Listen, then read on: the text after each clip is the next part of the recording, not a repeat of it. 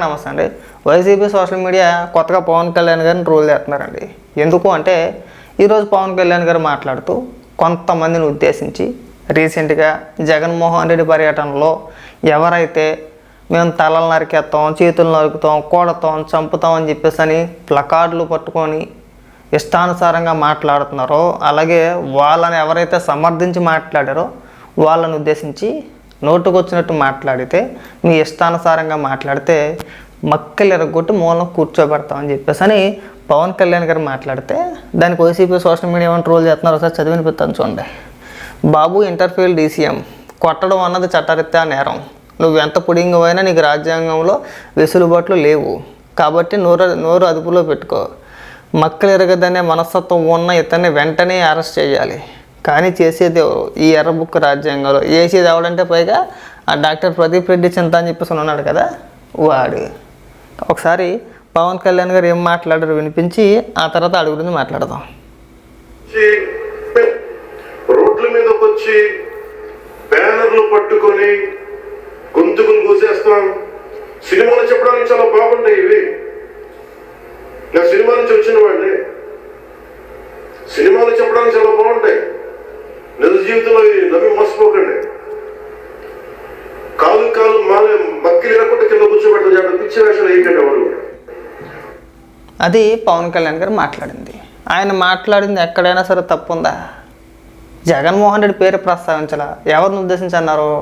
ఎవరైతే ప్లకార్డులు పట్టుకొని నోటుకొచ్చినట్టు ఇష్టానుసారంగా మాట్లాడుతున్నారో వాళ్ళను ఉద్దేశించి ప్రజలను భయభ్రాంతులకు గురి చేస్తే ఎవడైనా సరే మక్కలు ఎరగొట్టి మూలన కూర్చోబెడతాం అన్నారు. దానికి ఏకంగా రాజ్యాంగం దాకా వెళ్ళిపోయాడండి. జగన్మోహన్ రెడ్డి తన సొంత కార్యకర్తల్ని రెచ్చగొట్టేసి మీ ఇష్టానుసారంగా మీరు మీ నోటుకు వచ్చింది మీ ఇష్టం వచ్చింది చెయ్యండి అని చెప్పేసి వదిలేస్తే వీడికి రాజ్యాంగం గుర్తుకు రాలా. ఆ తర్వాత రోజు ప్రెస్ మీట్లో తప్పే ఉంది, నరికితే తప్పేంటి, తప్పే ఉందబ్బా, సినిమా డైలాగు, ప్రజాస్వామ్యంలో మాకు ఆ మాత్రం హక్కు లేదు, నరుక్కునే హక్కులు బాబాయ్ని ఇచ్చేసినట్టు. అప్పుడు రాజ్యాంగం గుర్తుకు రాలేదు వీడికి. ఇప్పుడు సడన్గా పవన్ కళ్యాణ్ గారిని అరెస్ట్ చేసేయాలి.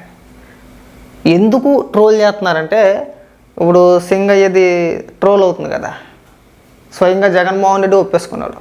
అవును నా కారే ఎక్కింది, అది నాకు రిటర్న్లో తెలిసింది అని చెప్పేసి అని మాట్లాడుతున్నాడు. ఇప్పుడు దాన్ని కవర్ చేయాలి, ఆ అంశాన్ని డైవర్ట్ చేయాలంటే పవన్ కళ్యాణ్ గారిని ట్రోల్ చేయాలి. ఒక ఆస్త ముందుకు ఒక అడుగు ముందుకేసి ఇష్టానుసారంగా వీళ్ళు ట్రోలింగ్ అనమాట. కాస్త సిగ్గుపడండి అయ్యా. అంటే ఇష్టానుసారంగా మాట్లాడొద్దు, మాట్లాడితే తీవ్ర పరిణామాలు ఎదుర్కోవాల్సి వచ్చింది అని అనడం కూడా తప్పేనా? అలా అనకూడదా? జగన్మోహన్ రెడ్డిలాగా మీరు నరికెత్తే నరికేయండి మీ ఇష్టం అని చెప్పేసి అనాలా? ఏరా ప్రదీప్, నిన్నటి నుంచి గిల్ల కొట్టేసుకుంటున్నారండి కవర్ చేయలేక. ఈ సింగయ్య అంశాన్ని కవర్ చేయలేక, ఆ వీడియో బయటకు వచ్చేసిన తర్వాత ఆ బాధను భరించలేక జగన్మోహన్ రెడ్డి ఇప్పుడు శవయాత్రలా చేస్తాడని చెప్పేసి ఒక పేరు వచ్చేసింది. దాన్ని ఏదో రకంగా డైవర్ట్ చేయాలి కాబట్టి ఇప్పుడు పవన్ కళ్యాణ్ గారిని ట్రోల్ చేయాలి. ఇంక వేరే అంశాలు ఏమీ దొరకలా, ఇది ఒకటే దొరికింది ఇంకా కదా. అంటే మీ జగన్మోహన్ రెడ్డికి ఏం చెప్పాలంటే కత్తులో కటార్లో పెట్టుకొని రోడ్ల మీద తిరగండి అని చెప్పేసి అని చెప్తే వీళ్ళకి ప్రశాంతంగా ఓహో ఇది కరెక్ట్ అని చెప్పేసి అనిపిస్తుంది అన్నమాట. అంత వయసు వచ్చింది రే నీకు, నీకు 40, 42, 45 ఉంటాయి కదా, నీకు కాస్త నా కానీ బుర్రలేదురా. మరి నువ్వు లండన్ ఎలా వెళ్ళావు మాకు ఇవాళ కూడా అర్థం కాదు. కానీ నువ్వు లండన్లో డాక్టర్ అంటే ఎవడు నమ్మట్రా? నిజంగా నరుకుతాం అన్న వ్యక్తిని ప్రోత్సహించిన జగన్మోహన్ రెడ్డిని పక్కన పెట్టేశారు. మీరు అలా అనడం తప్పు. ఒకవేళ అలా ఎవరైనా బెదిరిస్తే కనుక మక్కలు ఎరగొట్టి మూలం కూర్చోబెడతామని అని హెచ్చరించిన పవన్ కళ్యాణ్ గారిని అరెస్ట్ చేయాలంట. ఇక సైకోగాల మనస్తత్వాలు ఇలాగ ఉంటాయి. మేము అందుకే అనేది వైసీపీలో 90% గంజాయి బెచ్చని ఎందుకంటామంటే వాళ్ళ మనస్తత్వాలు సైకోలకి దగ్గరగా ఉంటాయన్నమాట. పెద్ద తేడా ఏముండదు, సైకోలు వాళ్ళు ఇద్దరు ఒకటే. మెజారిటీ జగన్మోహన్ రెడ్డిని అభిమానిస్తున్నాడంటే ఎంతో కొంత సైకో లక్షణాలు వాడికి కూడా ఉండాల్సిందే. ఇప్పుడు తప్పు చేస్తాను నేను కొడతాను అన్నవాడు మంచోడంట. ఒరే నువ్వు అలా చేయకూడదురా, అది తప్పు, మన ప్రజాస్వామ్యంలో ఉన్నాము, అలా మాట్లాడకూడదు, ఒకవేళ అలా రెచ్చిపోతే కనుక నీకు తగిన బుద్ధి చెబుతా అని చెప్పేసి అని హెచ్చరించిన వ్యక్తిని అంటే అరెస్ట్ చేయాలంట. అంటే మిమ్మల్ని ఏ పిచ్చి కొట్టాలో మాకు అర్థం కావట్లేదని అడుగుతున్నా. రాష్ట్రాన్ని 5 ఏళ్ళు అలాగే పరిపాలించారు. జగన్మోహన్ రెడ్డి ముఖ్యమంత్రిగా ఉండగా వాళ్ళ కార్యకర్తల్ని ఉసుగొల్పేసాడు. తెలుగుదేశం పార్టీ ఆఫీస్ పైకి, తెలుగుదేశం పార్టీ నాయకుల ఇళ్లపైకి మీ ఇష్టానుసారంగా మీరు వెళ్ళి దాడులు చేసేయండి, తల్ల పగలు కొట్టేయండి, ఆఫీసులు తగలబెట్టేయండి, తర్వాత ఏదైనా అయితే నేను చూసుకుంటానని చెప్పేసి అని రెచ్చగొట్టేస్తే జగన్మోహన్ రెడ్డి ముఖ్యమంత్రిగా ఉన్నప్పుడు జోగి రమేష్ కావచ్చు, లేదంటే దేవినేని అవినాష్ అనుచరులు కావచ్చు, వల్లభనేని వంశీ అనుచరులు కావచ్చు, ఇంకొంతమంది నాయకులు కావచ్చు, ఇష్టానుసారంగా వెళ్ళి దాడులు చేసి వాళ్ళకి మెజారిటీ సగం మంది పైగా జైలులో మగ్గుతున్నారు. వాళ్ళకి కూడా చాలామంది. ఆ పాపం ఎవరిదయ్యా అంటే జగన్మోహన్ రెడ్డిదే.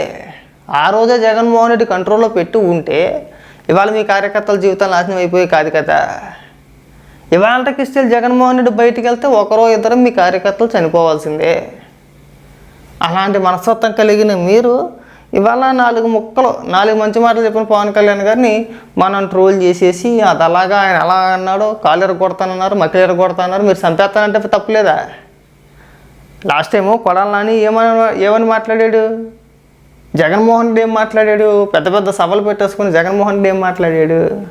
మా అభిమానులకు మండదా అండి, కోపాలు రావా అండి, బీపీలు రావా అండి, బదలు కొట్టారా అండి, పగలు కొట్టారా అండి, ఇవి కదా మనం మాట్లాడినవి.